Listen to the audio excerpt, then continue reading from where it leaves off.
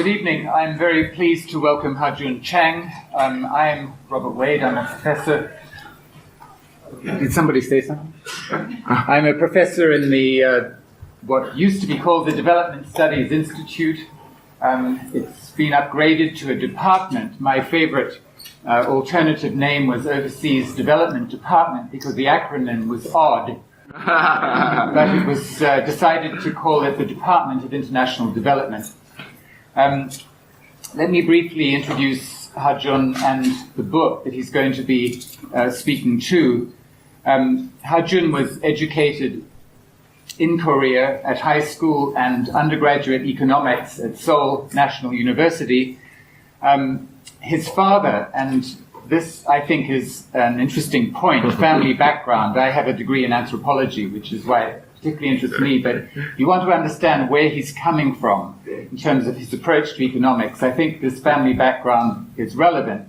His father was a senior civil servant in the Korean Ministry of Finance during the Park Chung-hee regime up to 1979 when Park was assassinated. But those were the critical decades of Korea's development. He then became, the father that is, then became head of the Government Housing Bank. He was then kicked out by the incoming military government. He then became an MP, and for a short time he was Minister of Industry. So that's the kind of household that Ha-Joon grew up in. Ha-Joon came to Cambridge in 1986 to do a master's in economics, then a PhD in economics, and he joined the faculty of economics at Cambridge in 1990, where he has remained ever since. He is the author of a great many scientific papers, and just let me hold up a recent new book in which he has a very good paper. It's called Towards New Developmentalism, and it's a set of essays about new thinking in development economics, development studies. The subtitle is Market as Means Rather Than Master, which is very much the subject that Ha-Joon writes about. I have an essay in here too, by the way. The title, just to remind you, is Towards New Developmentalism by Kahn and Christensen. However, in addition to Ha-Joon's many scientific papers, he has written several what you could call popular and articulate books about development issues, titles like Kicking Away the Ladder and Bad Samaritans. These were very good books, but the book that we're launching tonight is a real tour de force. It has the rare quality of being very entertainingly and articulately written, while covering a vast scope, a magisterial scope, including some of the hottest issues of our time, going well beyond issues of development. One exception to that I have to note, and perhaps we'll come back to this, is anything much to do with environmental constraints or climate change. I plead guilty. Yeah. But we will come back to that, I'm sure. So the book is launched at a time when few people are now aggressively, as they were, championing neoliberal economics, but there remains a very strong inertial momentum. I've just come back from the World Bank doing research on new thinking in development economics. At least that's what I thought I was going to do research on, because the chief economist of the bank since 2007 is Justin Lin, a Chinese national, the first ever non-G7 chief economist of the World Bank. And Justin Lin is sort of pushing or nudging thinking, or trying to nudge thinking in the World Bank in the direction of what you could call Ha-Joon Chang, in this kind of direction, and away from a kind of hard neoliberal economics. But, as I discovered, he is facing very strong pushback from many economists around the bank, including in the research complex of the bank, who made statements to me like, oh, for every Korea there are 100 failures that is of countries that have apparently tried to do Korea. So obviously we, the bank, cannot endorse anything that the Koreans did. That's the kind of what you have to call stupid thinking that continues to prevail as a kind of inertial momentum. People are very, very anxious about rethinking settled opinions. So, and the problem is then that so far there has not been much of a social democratic, what you could call a social democratic alternative developed to neoliberal economics ideas so far. But it may be that the time is right now, at this time of quite a lot of uncertainty, for minds to be sprung open. And certainly my hope is that this book may help to do it. So Ha-Joon is going to speak for something like 45 minutes, and then we will open it up for your questions and discussions. Ha-Joon. Thank you.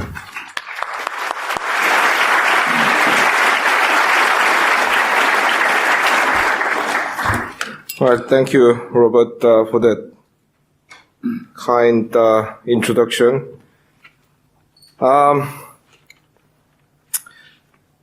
Well, as you can see, this book has definitely the weirdest cover for an economics book in history. Now, don't ask me about the cover. I mean, depending on my mood, I blame or praise my publisher for coming up with this unique cover. Today I'm feeling quite generous, so I think this is fantastic. Some days I think this is the worst cover you can think of.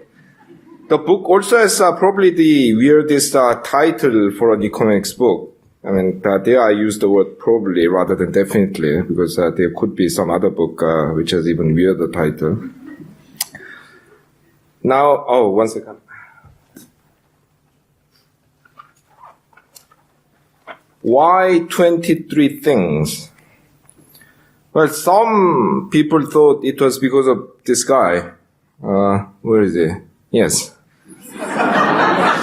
Michael Jordan, the legendary American basketball player. Well, actually, I don't watch basketball. I'm a big fan of baseball, but basketball, I didn't even know that Jordan's number was 23. Others thought I was into the so-called 23 enigma in numerology, where all important events are somehow connected to number 23. Don't ask me how. As apparently argued in the Illuminatus trilogy and the movie The Number 23.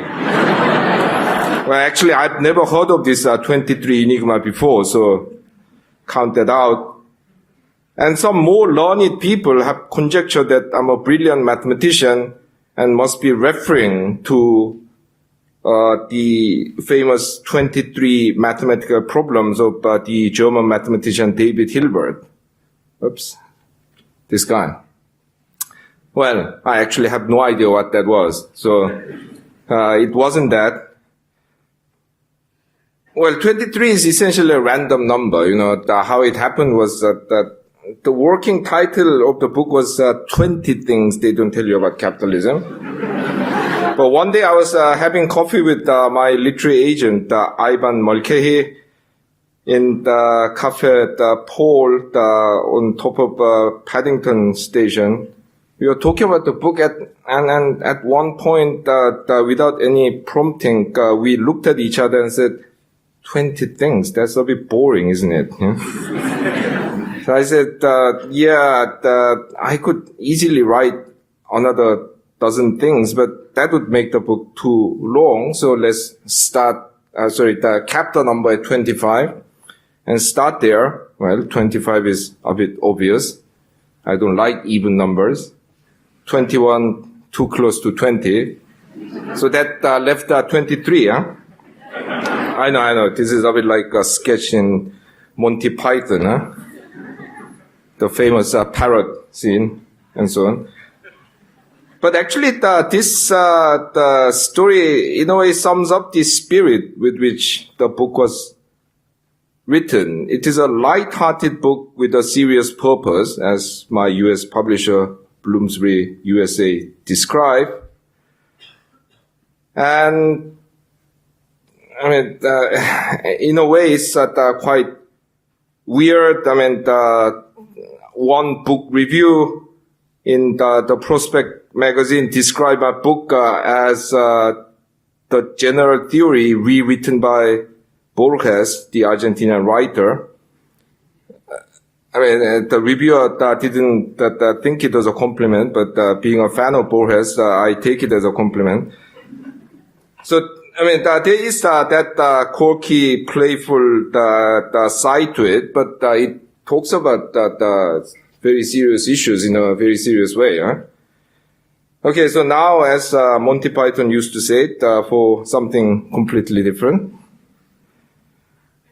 Well, basically, the book will tell you that a lot of things that you thought you knew about capitalism are at best partial truth and at worst downright myth. Yeah?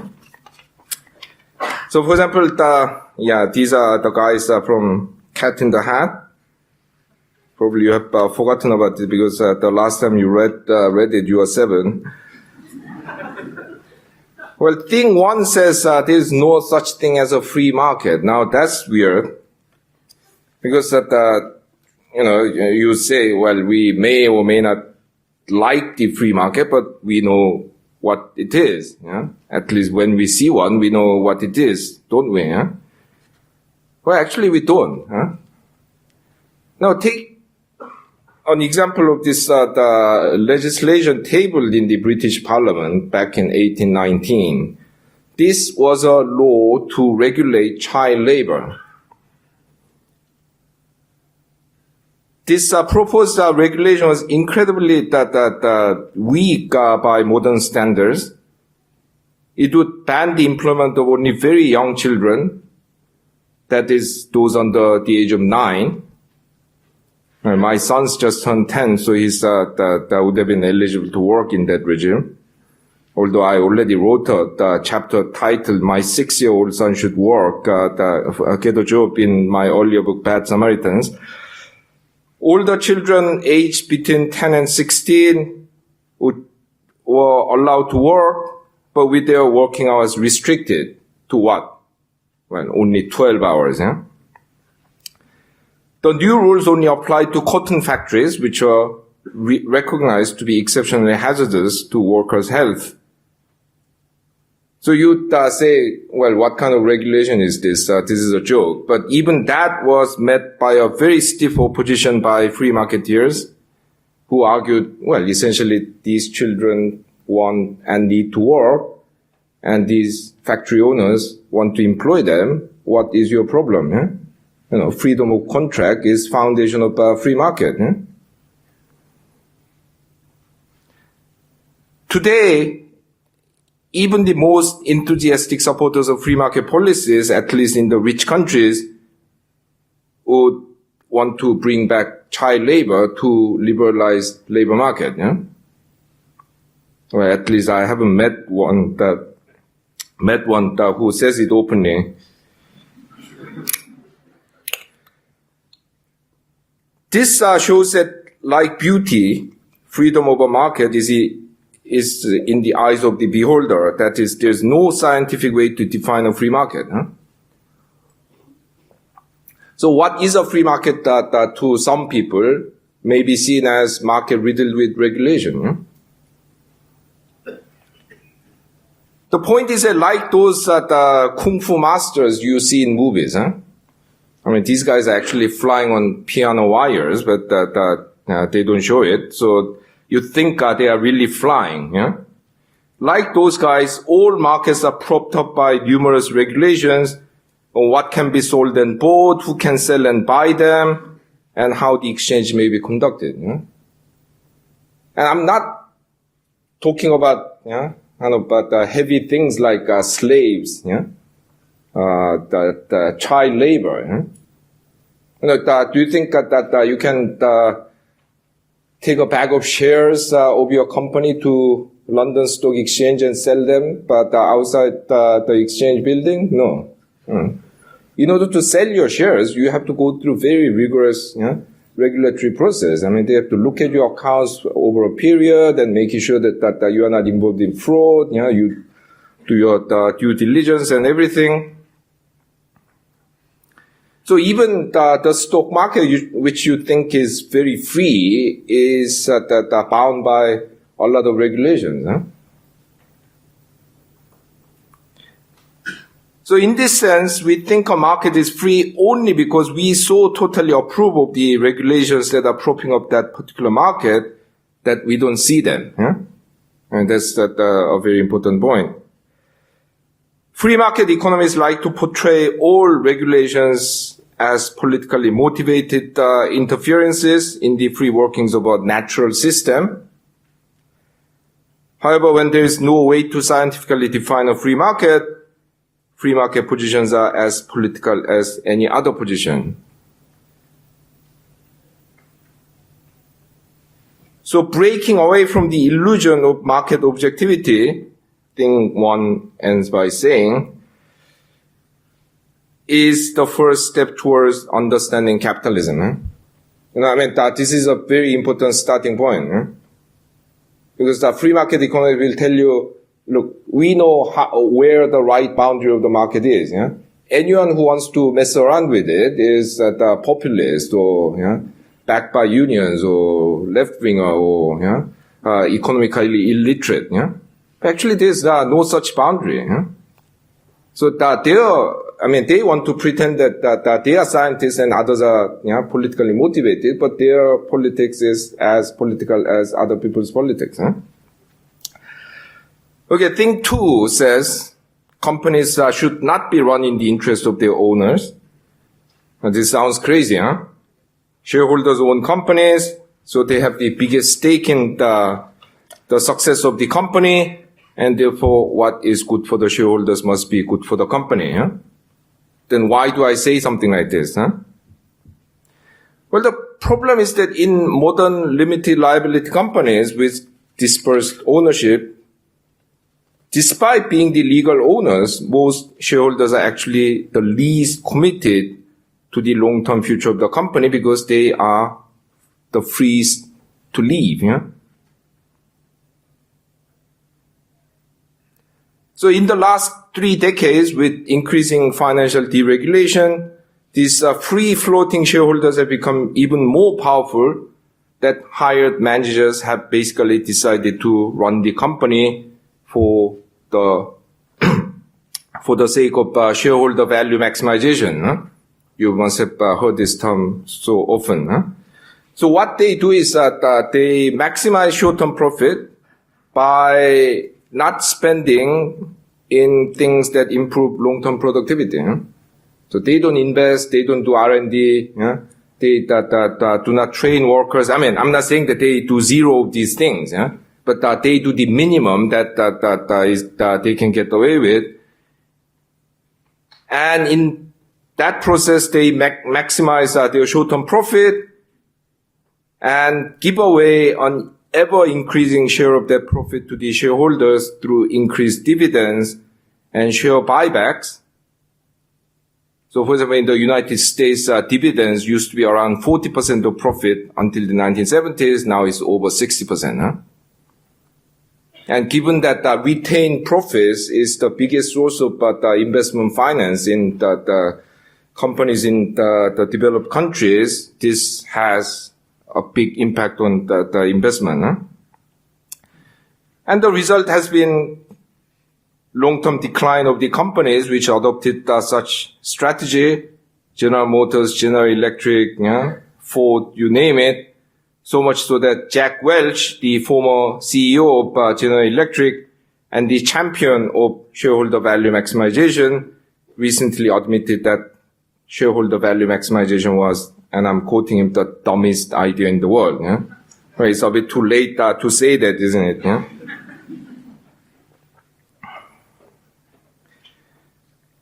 Well, as for thing 3, what do I mean by this? Most people in rich countries are paid more than they should be.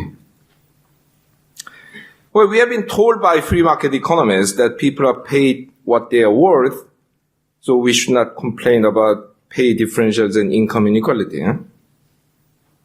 Because if someone's paid 95 million pounds a year, he must be worth it. Otherwise, the market wouldn't tolerate. Now, leave that end aside for the moment.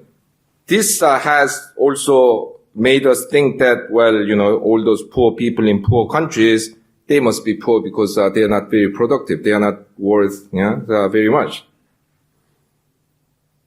But as I do in the book, take the case of two bus drivers. I named them Ram, an Indian guy from Rajasthan, driving bus in New Delhi, and another guy is called Sven. He is a Swedish guy driving bus in Stockholm.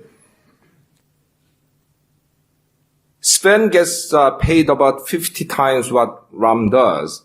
But is it because Sven is a driver who drives 50 times better?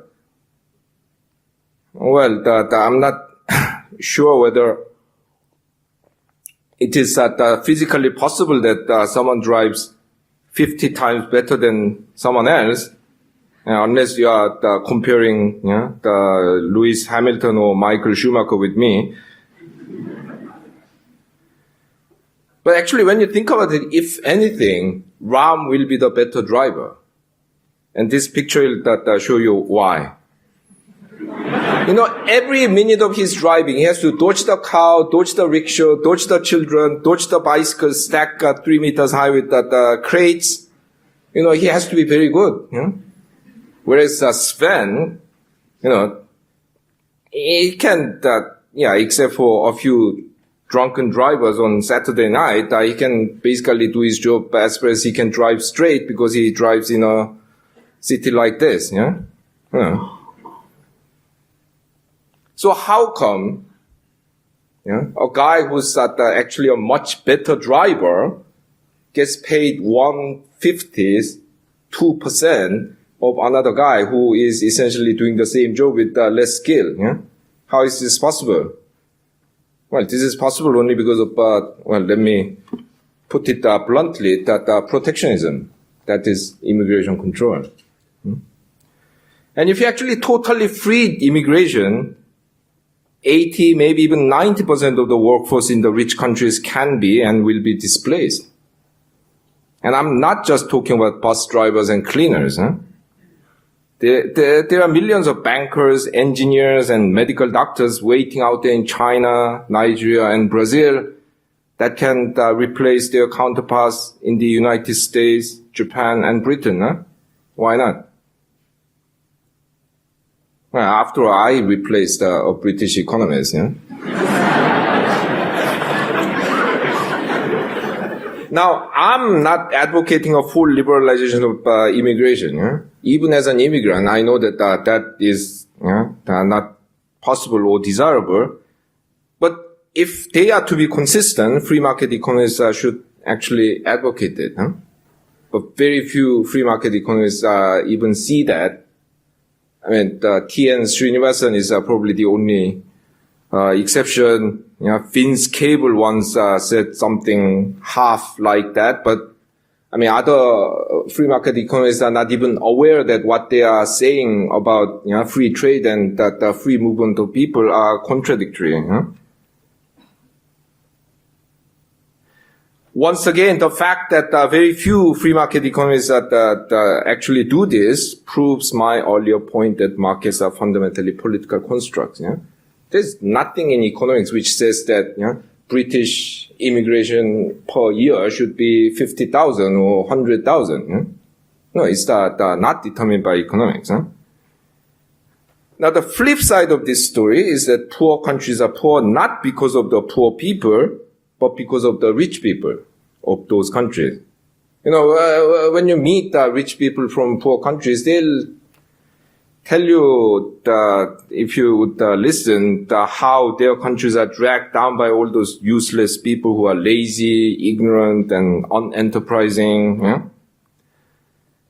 But actually, what they don't realize is that their countries are poor because of themselves, not because of their poor people. Because most poor people in poor countries, can hold their own against the rich country counterparts. Actually, many of them are more skilled, like our RAM. Yeah. But the rich in poor countries cannot actually do that. Huh? So it is that if I put it that way, their failure to pull the rest of the country up rather than their poor pulling the rest of the country down, that is making poor countries poor. Okay, so that now leaves the rich in the rich countries. Can they pat themselves on the back and tell us that, well, we truly deserve what we earn? Well, I don't think so. Because what these people don't often realize is that their high productivity critically depends on the fact that they were born into or at least migrated to societies with advanced technologies, well-organized firms, good institutions, and high-quality physical infrastructure. And most of these are things that have been collectively accumulated over time and not something those individuals have created themselves. Yeah? Warren Buffett, the famous American financial investor, once put it beautifully in an interview. He said, look, I'm rich only because I happen to have been born in the United States. Drop me in the middle of Bangladesh. I'll be a struggling farmer. I'm not very good at farming. So I'll be rubbish.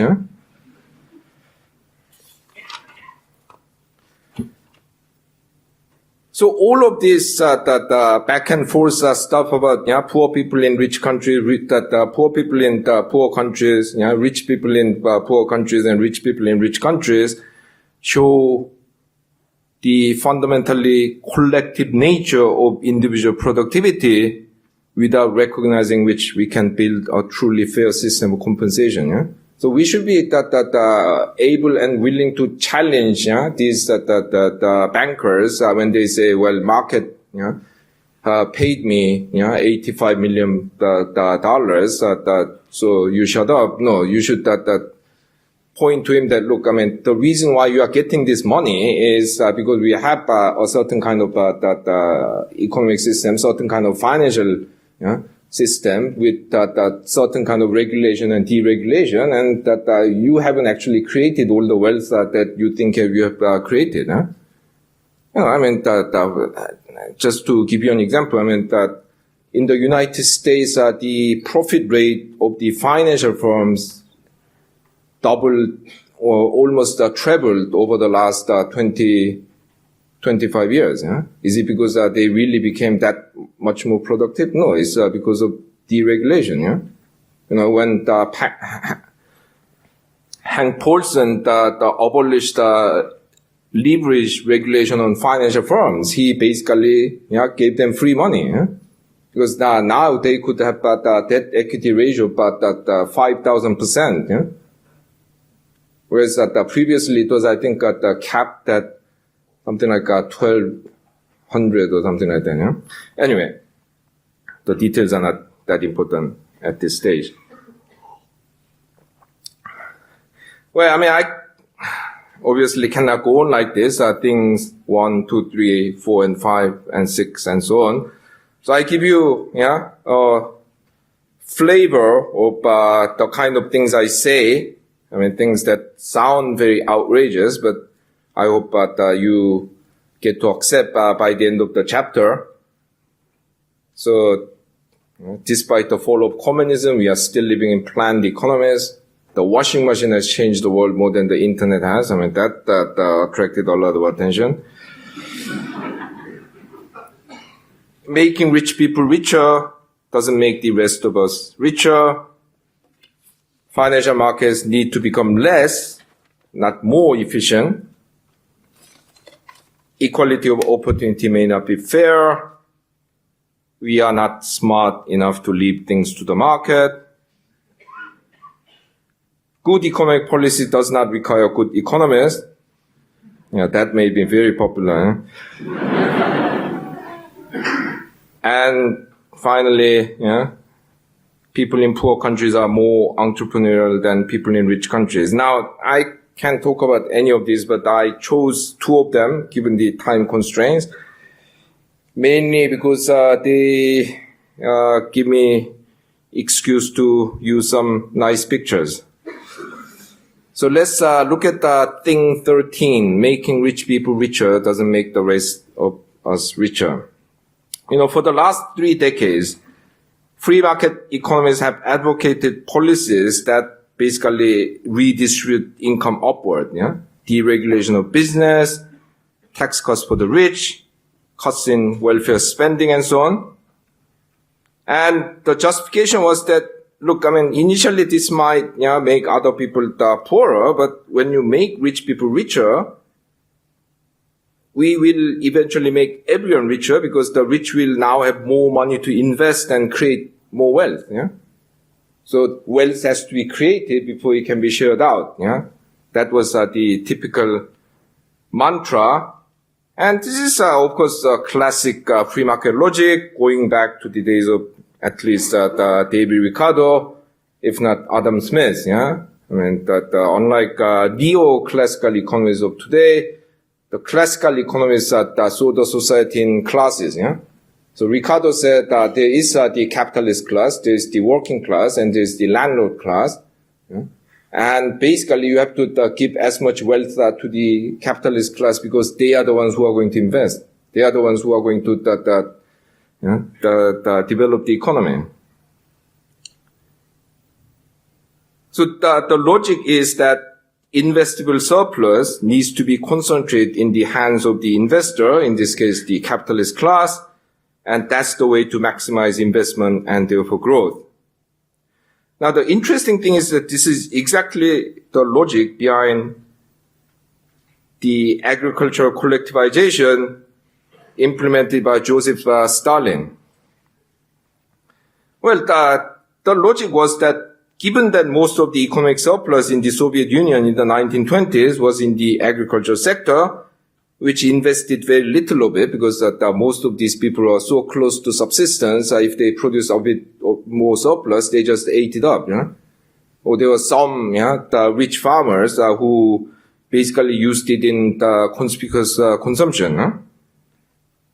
So the logic said that we need to take this surplus away from the agriculture sector through collectivization, so that the government basically controls the agriculture sector and concentrate this the extracted surplus in the hands of the investor, in this case the Gosplan, the Central Planning Authority.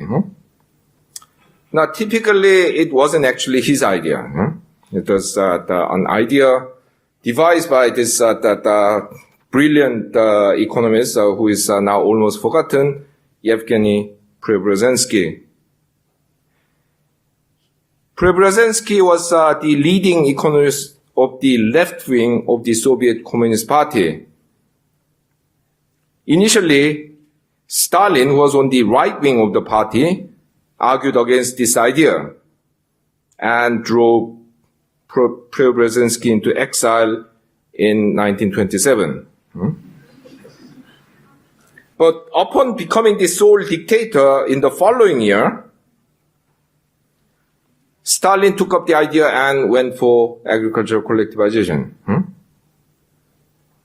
Now, as you all know, Stalin's collectivization led to a persecution of the kulak, the rich peasants, and a famine in which millions perished. 3 million is the sort of consensus number, but it could be even higher. So it had tremendous cost, but it actually at least delivered on its central promise, higher investment and faster growth. Because surplus was extracted, it was concentrated in Gosplan. Gosplan invested more, and then the economy grew faster. Unfortunately, we cannot say the same about the free market version of Stalinism, that is trickle-down economics.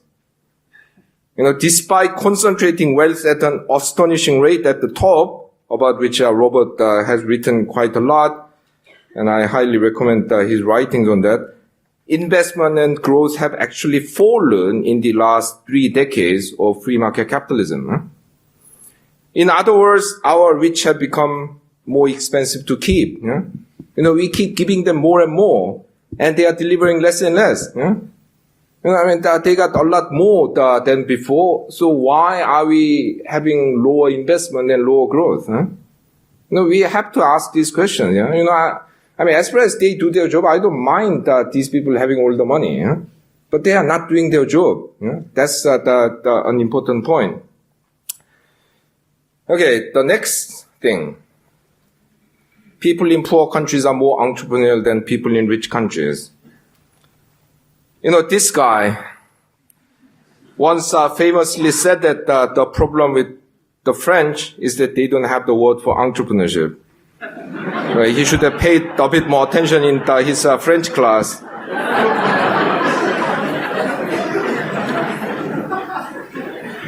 Now, okay, you can excuse Dobia for not being very good at French, but actually this is a fairly common Anglo-American prejudice against the French. Yeah? France is the undynamic and laid-back country, full of striking workers and sheep-burning farmers and pompous waiters and what have you. Now, as I'll tell you later, actually this conception of France is wrong. But the perspective behind this statement is widely accepted even by people who don't like George W. Bush. You need enterprising people, you need entrepreneurial people in order to have a successful economy. In this view, the poverty of developing countries is attributed to the lack of entrepreneurship in those countries. So they go to developing countries and people from rich countries go to developing countries and visit places like this and say, this is why they don't develop. Yeah?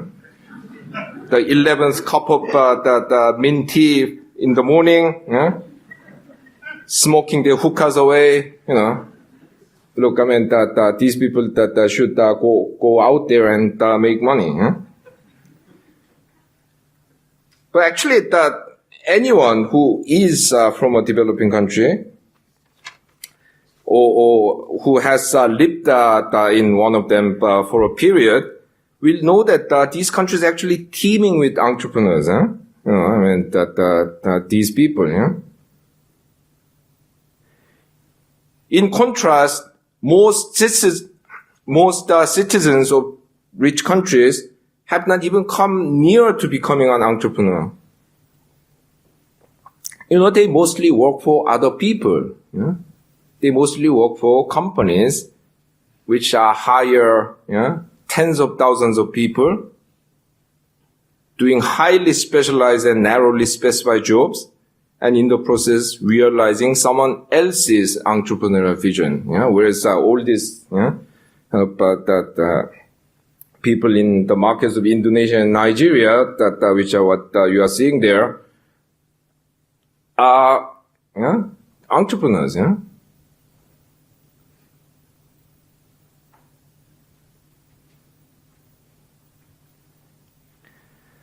Moreover, in fact, if you compare the numbers, you will see that the chance of someone from a developing country being an entrepreneur is anything between 2 and 13 times higher than that for someone from a rich country. On average, and actually those figures are for poor countries that underestimate the extent because it is only for the urban sector. In the agricultural sector, the proportion of self-employment is even higher, but leave that aside. In poor countries, typically 30 to 50% of people work for themselves. In the rich countries, the ratio is less than half that, quarter that. And actually in some countries it's even lower. And actually you see there that the US is one of the least entrepreneurial country in the sense that the proportion of people who are entrepreneurs are much lower than in other developed countries, not to speak of countries like Ghana, Bangladesh, and Benin.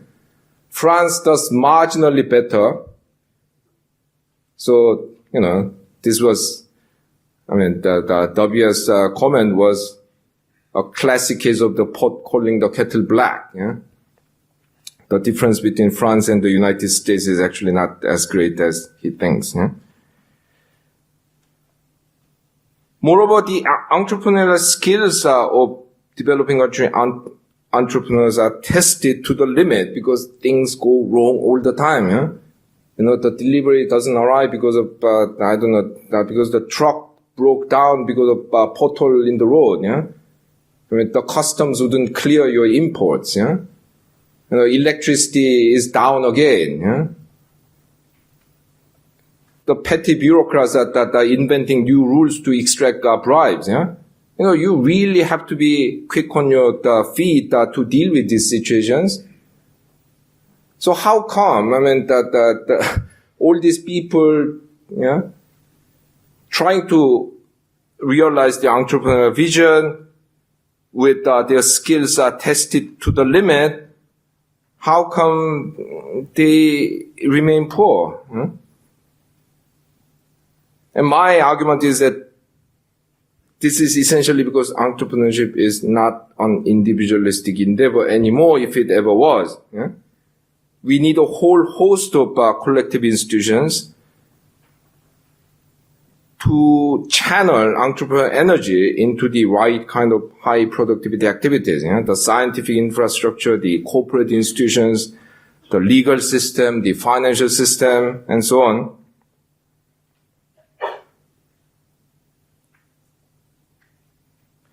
So the developing country people have a lot of entrepreneurial energy. Yeah? A lot of people are entrepreneurs, but they do not have these supporting institutions, and that's why they are poor. And this is exactly why, as I write in the chapter in the book and elsewhere in one of the papers that you can download from my websites, which I'll show later, this is why the microfinance program has delivered so little actually in terms of economic development despite all the expectations. Huh? And this point actually nicely links back to thing 3, where I emphasize the collective nature of individual productivity.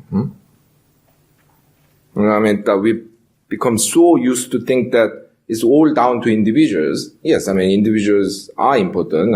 After I believe in human agency, and in a way, that mainstream economic models with assumptions of full rationality actually undermines the very notion of agency, because when we are so rational, we know everything.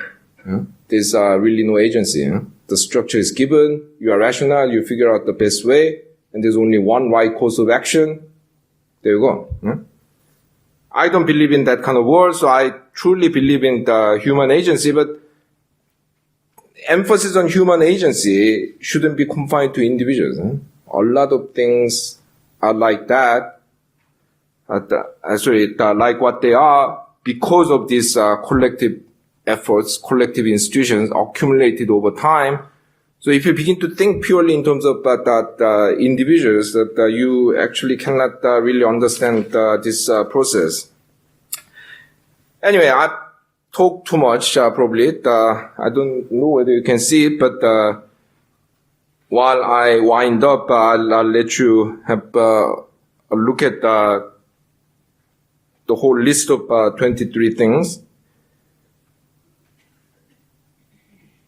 In explaining these things in the book, I have tried my best to dispel the widespread perception that economics is too complicated for non-economists. I say that 95% of economics is common sense made deliberately complicated, while even the remaining 5% can be explained in essence, in plain terms, if not in all technical details. And what I wanted to do with the book is to equip my readers with some fundamental economic reasoning and some basic but often misunderstood facts about capitalism, so that they can better exercise what I call in the book active economic citizenship and demand right courses of action from our policymakers and business leaders be it in relation to financial reform, inflation, welfare state, or development policy. This is not easy. I mean, I often joke that the most difficult job in the world is being a citizen of a democratic country, because you have to know everything. You have to have an opinion on everything. In other jobs, your kind of the task is relatively limited and specialized.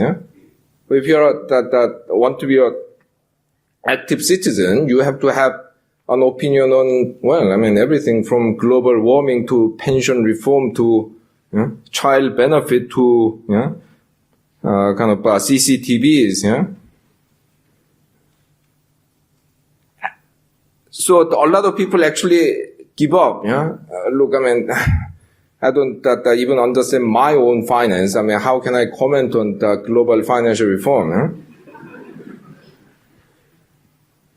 But we have to make an effort, because our refusal to engage with these things, or reluctance at least, is what allows some people to get away with murder. And when you think about it, you don't need sophisticated economics to make judgments on these things. I don't have a PhD in biology or epidemiology, but even I know that there should be some hygiene standard in food factories and restaurants. You don't need a PhD in finance to know that leverage cannot go up to 5,000%.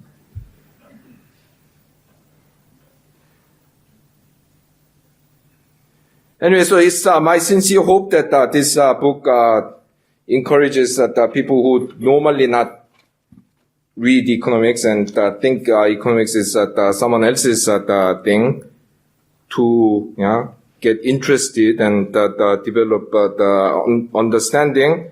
And if you want more information, you can go to these places and find out a bit more.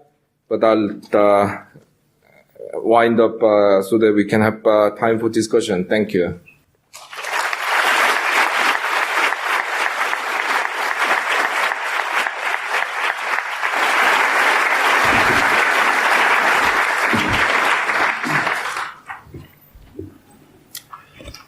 Well, thank you very much. There's lots of the same kind of wry humor in the book, together with much more fleshed out and sustained argument than Ha-Joon was able to deliver now.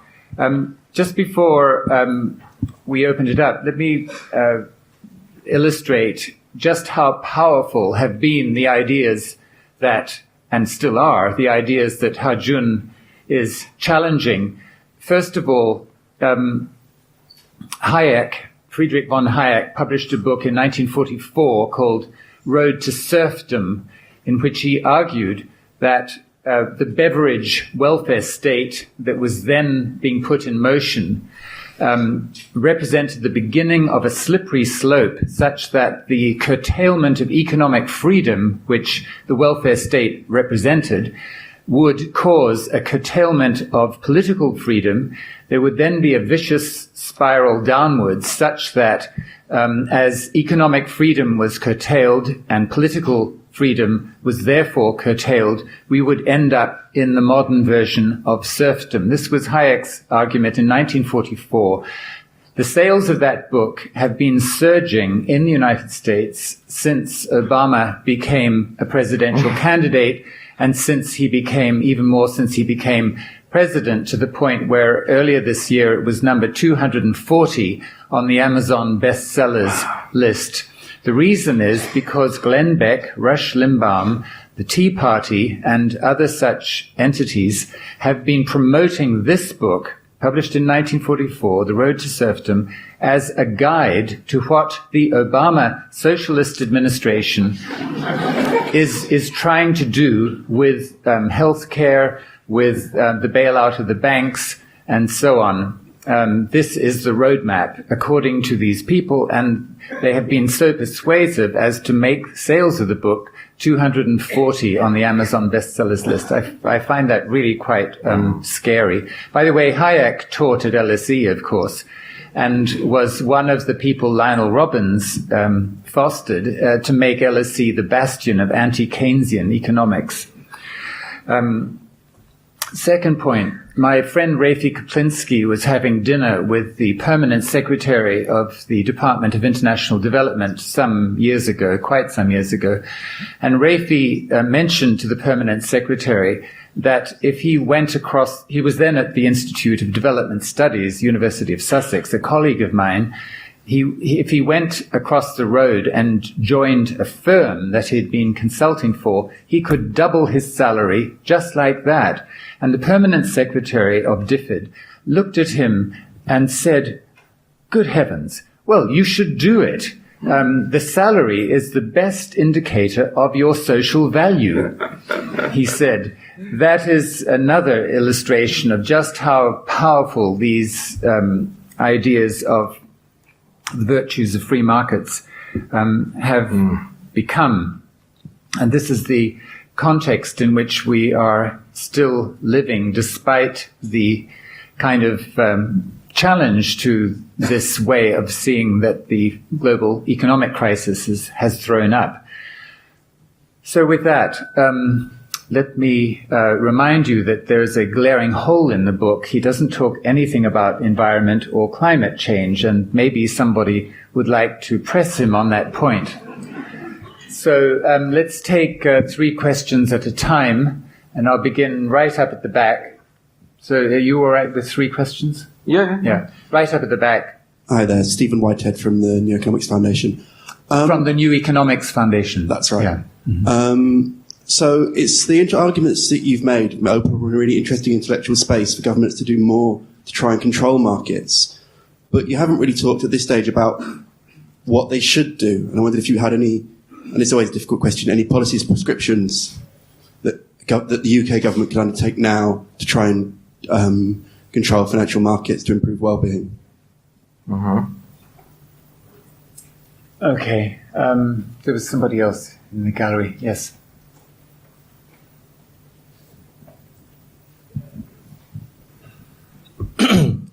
Ken Rump from an investment bank. You don't really care which one. The question was... we know it's not Lehman Brothers. The question was really related to your one about Korea versus the many failures. What are the lessons from Korea's development that can be made, if any? Because it seems to me that the idea of the importance of institutions and governance isn't completely novel in development thinking. Okay, and last one in the gallery, and then we'll come down. Yes. Hello. Yeah. Hi. My name is Usman. I'm from SOAS. I'm a student of politics, and of all the points that I saw, I was really hoping you'd bring this up. Number 4. The washing machine has changed the world more than the internet. Right, yeah. I'm actually fascinated to know exactly how do you come to that conclusion. Okay, over to you. Right. I do make quite a few concrete proposals throughout the book, and also summarize them in the concluding chapter. So you can read those and get the details. But yeah, basically in the British case, I see that the task is to restore balances. Balances between the state and market, balances between the finance and industry, balances between finance and the real economy, and balances between the finance and services. Let me give you one illustration. The ratio between the total value of financial assets in the world economy and world output. Of course, these two are kind of different figures, so I'm not saying that they can be directly compared, but used to be like 1.2 in the early 1970s. These days it's 4.4. Which means that to produce the same unit of output, we need nearly 4 times more financial assets than before. Why? I have nothing against finance that mushrooming if it actually makes the economy bigger. But we now have, the same, the poor guy in New Orleans trying to make his ends meet while repaying mortgage. Compared to 40 years ago, there are 4 times more claims on his activities. Why? These things need to be looked at. So, don't get me wrong. To paraphrase Winston Churchill, I think capitalism is the worst economic system except for all the others. So, I'm not anti-capitalist as some people are. I think this is the best what we system that we have. But my problem is that the particular variety of capitalism that we have practiced, this finance-driven free market capitalism, hasn't served the humanity very well. Now, Korea versus failures. Yeah, actually, this is a point that I have been making probably for good 10 years since I published my book Kicking Out the Ladder in 2002 and one or two things before that. People like to portray Korea as an exception that proves the rule. Actually, it is not an exception. Because the strategy that Korea used to develop its economy, the selective industrial policy, government mobilizing the surpluses and controlling capital flows and so on. These are policies that virtually all of today's rich countries have used in order to develop their economy. This strategy actually was invented in Britain by Robert Walpole, the first prime minister. And it was copied and theorized by the Americans. The famous infant industry argument was invented by none other than Alexander Hamilton, the first ever Treasury Secretary of the United States. And then the Germans learned it from the Americans and copied it, and the Japanese copied it from the Germans, and the Koreans copied it from the Japanese, and so on.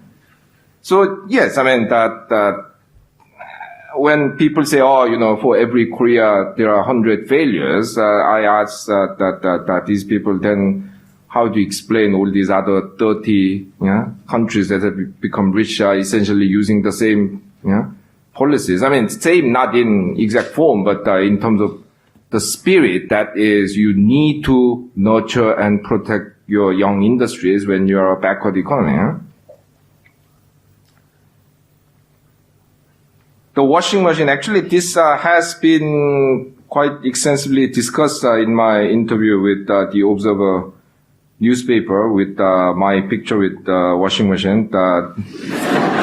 So you can read that. But yeah, very briefly, the point is that, we tend to get fascinated by the most recent changes. Yeah, and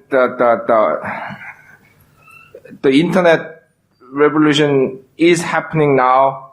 It has changed a lot of things, but when you think through it, actually it has changed mainly our leisure life. In terms of work life, actually there's very little evidence that the internet has increased productivity. And actually it has made, at least in offices, shirking very easy. I do that. I watch my favorite the sports broadcast in my office. I read newspapers. In contrast, the washing machine, it isn't just washing machine, but the washing machine and associated household technologies like pipe water and pipe gas, electric Hoover and so on, they have basically enabled women to go out and earn independent income. And this has changed a whole host of things. The power relationship within the household, the number of children we have, the timing of the children that we have, and the abolishment of profession like domestic servants. Say you go to Egypt, something like 10% of the population is hired as domestic servant. You go to Sweden, the ratio is 0.005%. Yeah? So put together, these are the really monumental changes. I'm not saying that internet that in the end may, I mean, even in the future that may not change things as much as the washing machine has, but at least so far the evidence is pretty limited. And even in terms of sheer speed, internet has the other revolutionary features like the search capability and ability to send pictures and so on. But in terms of pure speed, it isn't actually that revolutionary. Huh? The real revolution was when they laid the cable under the Atlantic to send telegraph. Huh? Before that, it used to take like if you're really lucky, 2.5 weeks to send a message across the Atlantic. Yeah?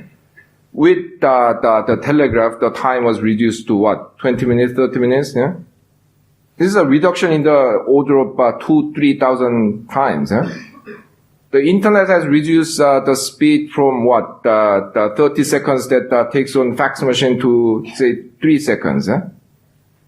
It's actually not that revolutionary. Huh? Internet gets a lot of press because people who write about these things have benefited a lot from it. Yeah, I did. Yeah, I mean, I wrote a whole book with my friend Eileen Grable, who teaches in Colorado, Denver, Colorado, with just one face-to-face meeting. Yeah? Everything else was done on the internet. Yeah? So for someone like me, my work life has been transformed. Yeah?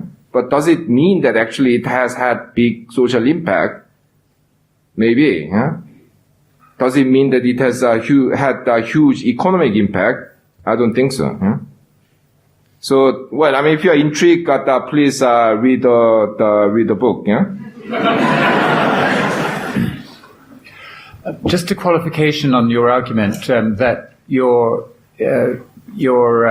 critical of a particular type of capitalism, finance-driven capitalism, but a distinction has to be made between at least two types of finance capitalism. In the Belle Epoque, around the turn of the 20th century, financiers, the big financiers, were very powerful, and they were sitting on the boards of the big oligopolies that were driving the new mass production industries. Yeah. The difference today, since the 1980s, is that finance has become, yes, very powerful, but also quite detached from production in a way that the Belle Epoque financiers were not, to the point where finance is generating huge profits by financing finance. That's the paradox. That's right. Finance is financing finance, far removed from production. And that is part of the reason why it has become so parasitic. Yeah. No, exactly. Without modern financial institutions like the banking and limited liability companies, we would still be living in the Adam Smith's pin factory world. So these financial institutions have been very important. And actually, paradoxically, one of the people who first saw it, as I discussed in Thing 2, was Karl Marx. In his time, a lot of free market economists were against limited liability companies because they thought it creates, in modern terms, moral hazard, which it does. But Marx said, never mind that, it allows a huge, the mobilization of huge the amount of capital, which allows the implementation of the new technologies, and this is capitalist production in its highest forms. Of course, he supported it because he thought this will eventually lead to socialism because this will lead to separation between ownership and management, and then when that happens, you can just kick out the owners because they are not really doing anything. And then the managers can be the party officials or whatever. So he had the hidden agenda, but he was able to see how these the institutions are doing very powerful, positive things. Unfortunately, as Robert put it very well, now is the finance for its own sake. Yeah? Okay, let's take 3 more questions. I'll take them from down here. Yes. Good evening. My name is Tanya Dimitrova from Queen Mary University. My question won't come as a surprise, but you do seem to avoid the topic of environmental constraints to economic growth and sustainable development. And unless you have a really good reason to avoid it, could you please talk a little bit more about it? Yeah. Thank you. Yes.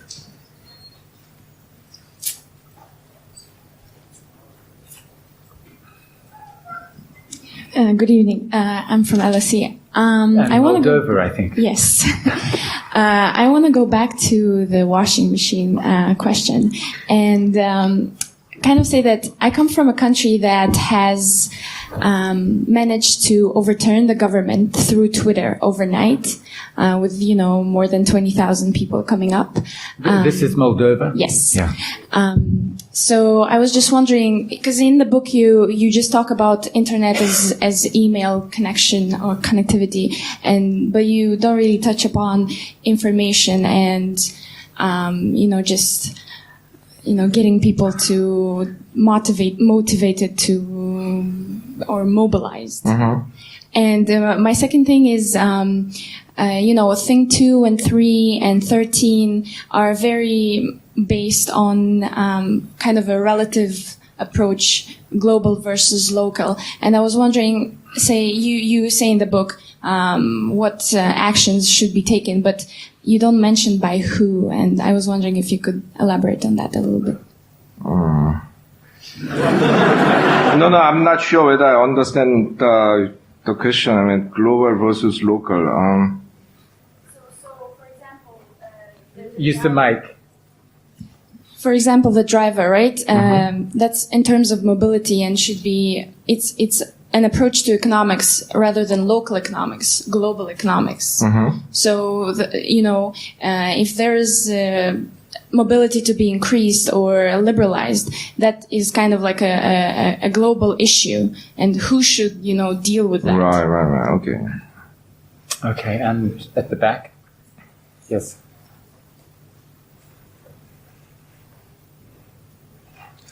Hi there. You said early on in your talk Can you just identify yourself? My name's Liam.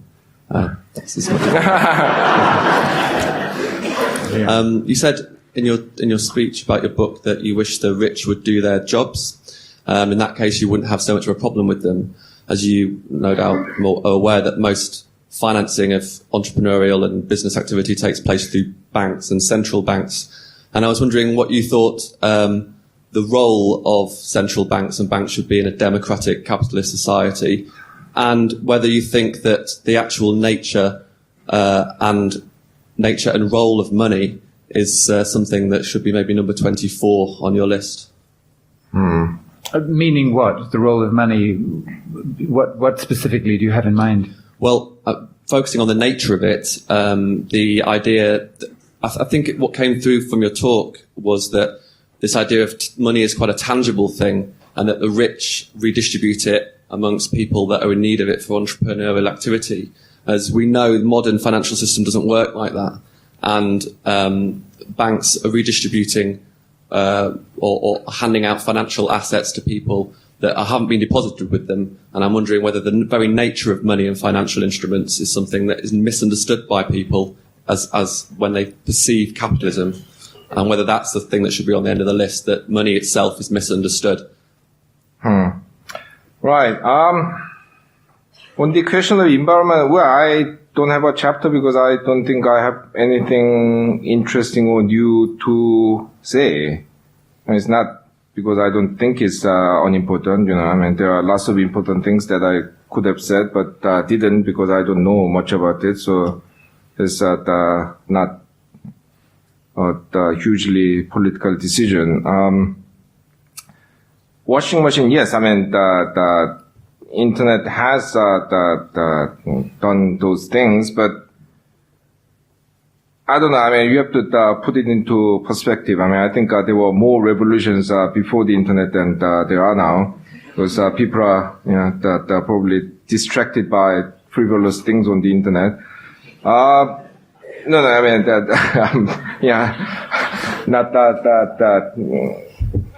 Saying that things like what you have said is irrelevant, but once again, please read my book. I give just a few examples, but we tend to think things that are happening now, things that have happened very recently are necessarily more important, but that's not necessarily the case. I think your point about the global and local, after I understood it, is very good, very important. In whose benefits, from whose points of view are we devising these policies?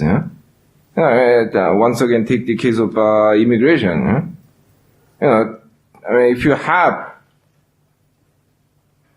a job in a rich country, which other people cannot easily take away, you will actually benefit from having the freest possible immigration, because your restaurant bills will go down, and you are probably able to hire a chauffeur now and all that.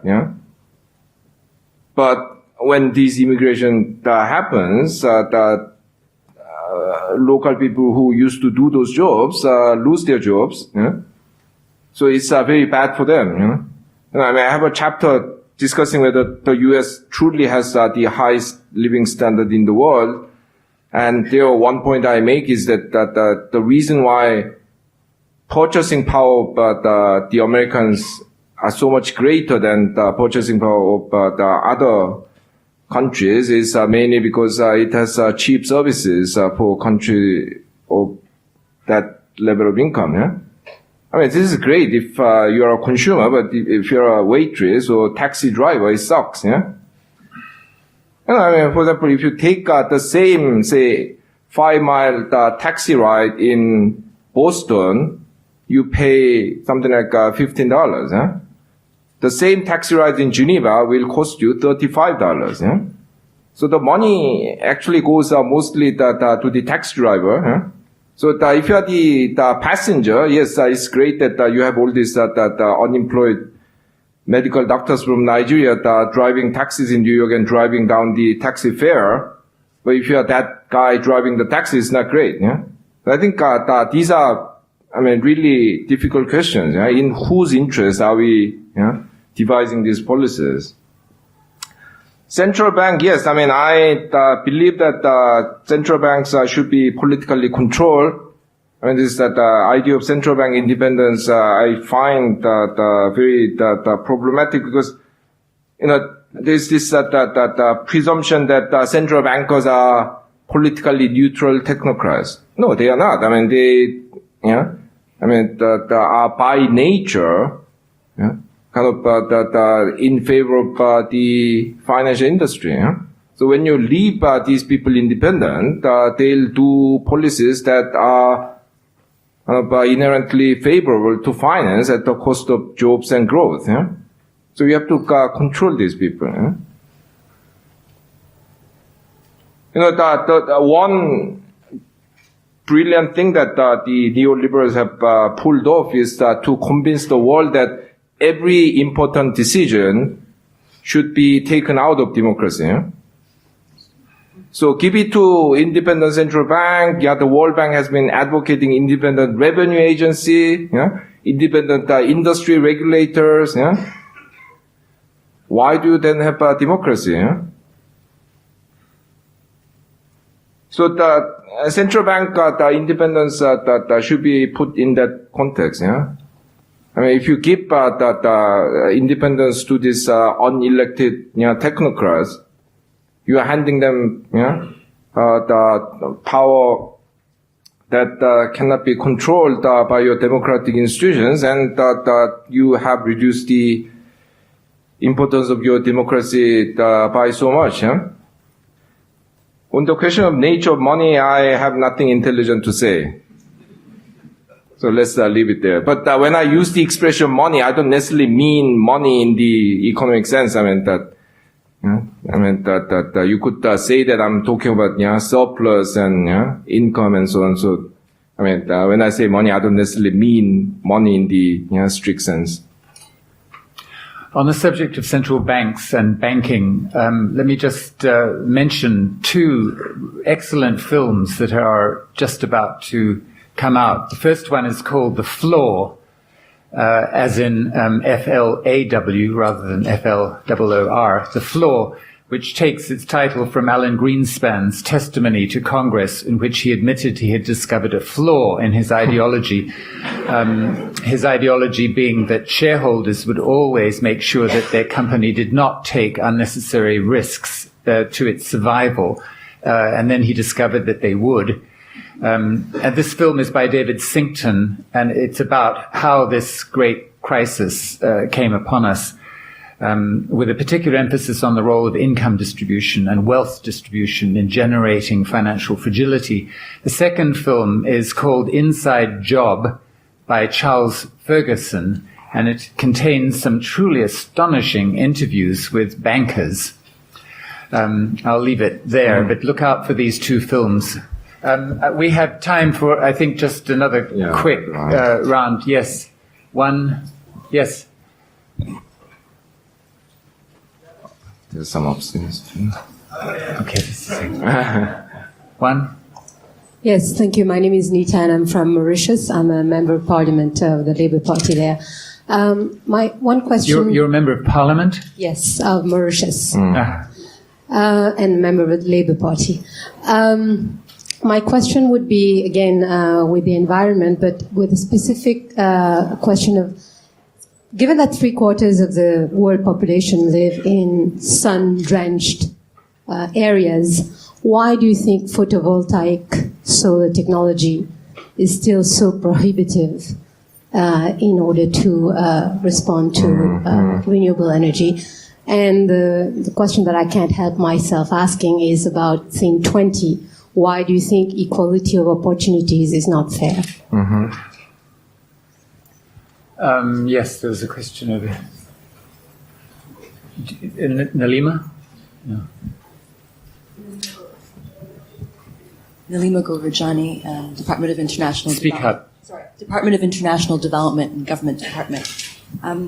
If Ed Miliband were to take you out for lunch, which I understand he That famous lunch, yeah. he might be doing. Speak up. Sorry, if Ed Miliband were to take you out for lunch, as I understand he might be doing, if he hasn't done so already, what would you tell him about the austerity measures that the coalition government is introducing? Is it striking the balance that you think the UK needs, or is it not?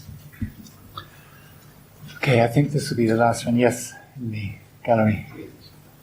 Before your book came out, the big selling economics books in this country in recent times have all been, seems to me, to do with behavioural economics. What is your view of that sort of approach to economics? Which one, sorry? Behavioral economics. Behavior, yeah. Your view of behavioral economics. Okay. Just a few minutes. Okay. Yes, I mean, the problem with the lack of photovoltaic technology is that people who have the capabilities to develop those technologies don't want them. Basically, the problem is that the rich countries have the capabilities to develop these technologies, but it's not in their interest to do it. I mean, they would rather kind of invade Iraq and get more oil. I mean, a lot easier, So there is that fundamental mismatch between needs and capabilities. And as for this proposition, the equality of opportunity may not be fair. I mean, I wasn't saying that it that should be rejected. I mean, what I was trying to say in that chapter is that it is only the starting point. Would you call a race fair simply because no one is allowed to have a head start if half the contestants have only one leg? I mean, this is a serious point. I mean, the rich countries say, developing countries should play by the same rule. I mean, people with kind of money and good education say that these poor kids should compete on equal terms. No, I mean, that's not enough. So that I was trying to argue that you need some degree of equality of outcome in order to ensure that equality of opportunity has true meaning. Right. Nillima's, when it talked about lunch at Miliband, she was referring to this editorial article in The Guardian, which recommended that Ed Miliband takes me out to lunch. So if it happens, it will be the first example of the arranged lunch, as in arranged marriage.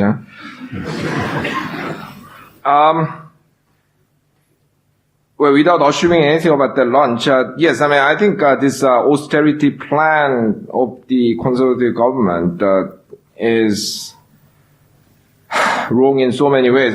First of all, the origins. I was listening to Ian Duncan Smith on radio yesterday. He was talking as if that this deficit was created by the Labour Party throwing money center, left, and right. No, this was mainly created by the banking crisis. So that they, first of all, got the diagnosis wrong, and secondly, they keep talking about that devising a fairer system, but that people have caused this accident that should bear the blunt of the bulk of the burden, whereas in coming up with this bank levy, that they surprised the bankers by coming up with a figure that was considered too low even by the bankers.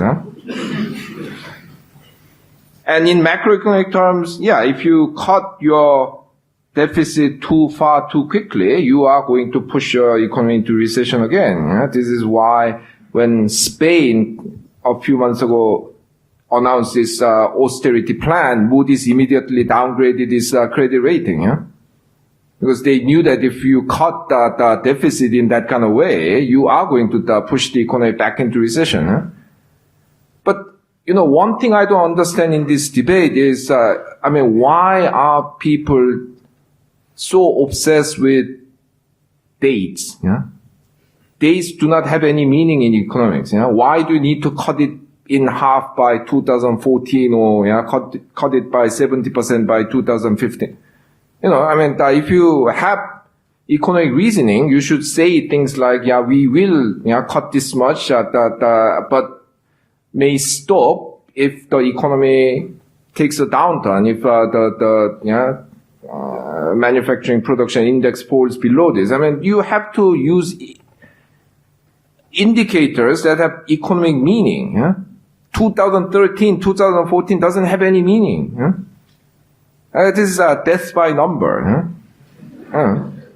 So, and then on top of that, the coalition has this agenda to roll back the welfare state, which I do not agree with, because I argue in thing 21 that the welfare state is the bankruptcy law of the workers, and we need that actually to encourage the workers to take the initiative and risk.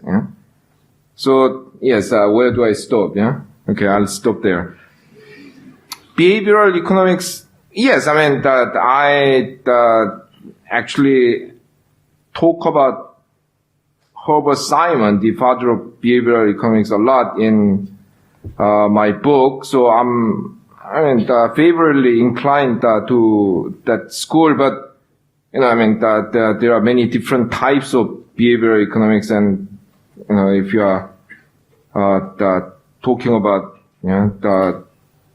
those things that we saw in more popular kind of economics books recently, I'm not entirely sure whether I like it, but there's a great book written by University of Michigan psychology professor called Free Market Madness, and he actually has a lot of very interesting behavioral research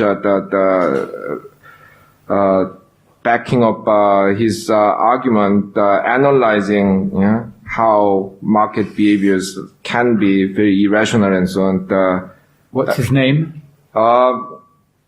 It's in the book, in my book. I forgot. Well, another reason to buy the book, huh?